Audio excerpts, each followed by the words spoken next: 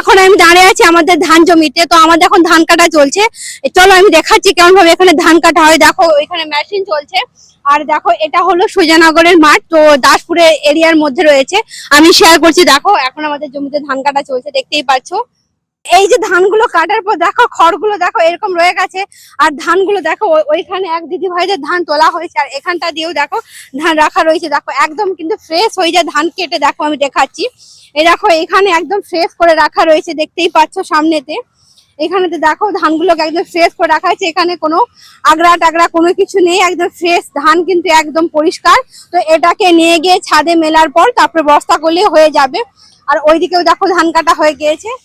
কেমন ভাবে ধান কাটা হচ্ছে দেখতেই পাচ্ছ, মেশিনে করে একদম কিন্তু একদম মানে ভালোভাবে। এই ধানগুলো কিন্তু শুয়ে গেছে, তাওগুলো দেখো দেখতে পাচ্ছেন।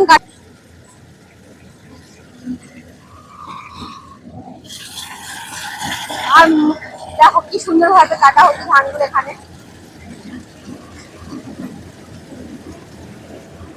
দেখো এখানে কত সুন্দর ভাবে ধান কাটা হচ্ছে। দেখো এখন নতুন পদ্ধতিতে এরকম ভাবে প্রত্যেকটা জমিতে আমাদের এখানে ধান কাটা হয়।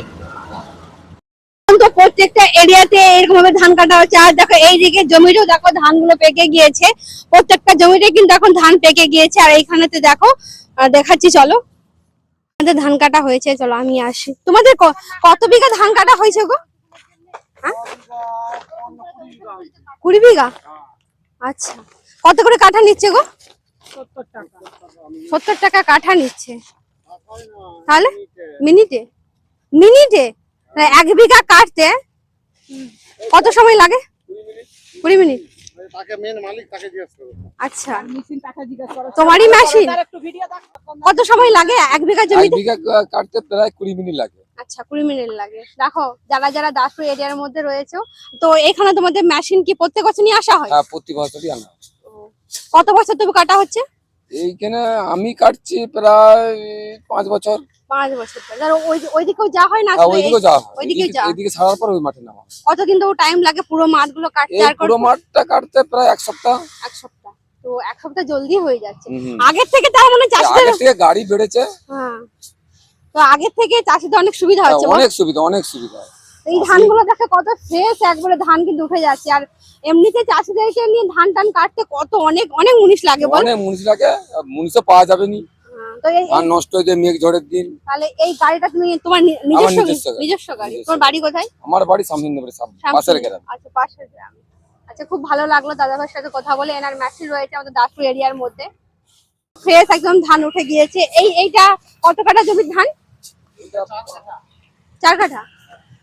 কত মণ ধান হয়েছে তোমাদের? তবু 2-2.5 মণ? না, তাহলে বেশি হবে। বেশি। আচ্ছা, তাহলে কাঠায় কত হওয়া উচিত? কাঠাই মন হয়েছে বিঘায় 20 মণ। আচ্ছা, 20 মণ। বিঘায় 20 মণ হওয়া উচিত। হ্যাঁ, আমরা ফলন অনুযায়ী হয়, তাই তো? যেমন ফলন হয়। তো এইটা আবার সরু ধান, তো এত একটু ফলন কম। এবারে যারা মোটা ধান তাদের ফলন বেশি, কারণ সেই ধানগুলো মোটা মোটা ভারী হবে। আচ্ছা, দেখো প্রত্যেকটি দেখো চারিদিকে দেখুন একদম কিন্তু হলুদ হলুদ হয়ে রয়েছে।